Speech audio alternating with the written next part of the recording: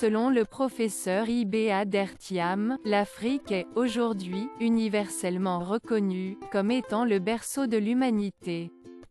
Elle est, également, le seul continent, où toutes les phases de l'évolution humaine sont attestées par des éléments concrets. Elle est de ce fait le berceau de la civilisation.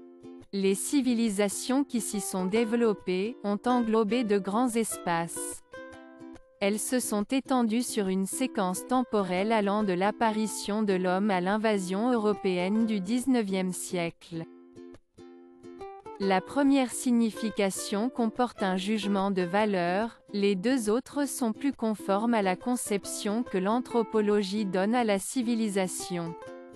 Elles permettent aujourd'hui de parler d'une pluralité de civilisations qui s'étendent sur des aires spatio-temporelles précises.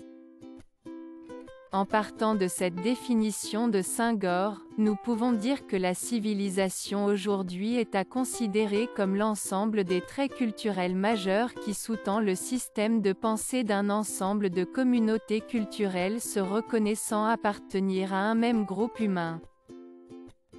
Dans ce sens, Abdallah Pretseye Porcher 1996 affirme que la culture est « une manière d'organiser la réalité ». Chaque culture est une vision du monde qui se reflète dans la pensée, la façon de sentir et d'agir. L'agriculture et l'élevage sont les deux principales activités de production en Afrique et leurs productions font l'objet d'échanges. Les sociétés africaines sont soit des sociétés segmentaires ou égalitaires comme les Diola et les Dogons ou des sociétés hiérarchisées. La hiérarchisation sociale est la forme d'organisation la plus répandue. Les sociétés africaines connaissent plusieurs formes d'organisation politique que sont la tribu, le royaume et les sociétés secrètes. Selon Kwame Nkrumah, la religion n'est pas simplement un ensemble de croyances, mais un mode de vie, le fondement de la culture, de l'identité et des valeurs morales, et que l'Africain est un être profondément, incurablement croyant, religieux. Les sociétés africaines sont très syncrétiques, de ce fait elles ont subi les influences des autres civilisations comme l'islam et le christianisme. L'islam a introduit de profondes mutations au sein des sociétés en réduisant les inégalités, en forgeant une unité qui dépasse le clan ou la tribu, en créant une identité.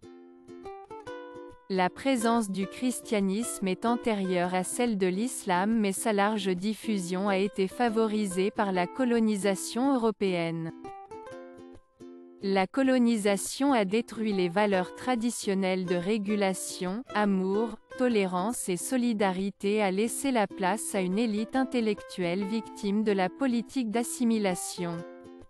Ainsi, l'Africain perd ses repères et se cherche car, comme le dit Joseph Kizerbo, il a les pieds dans le néolithique et la tête dans le thermonucléaire.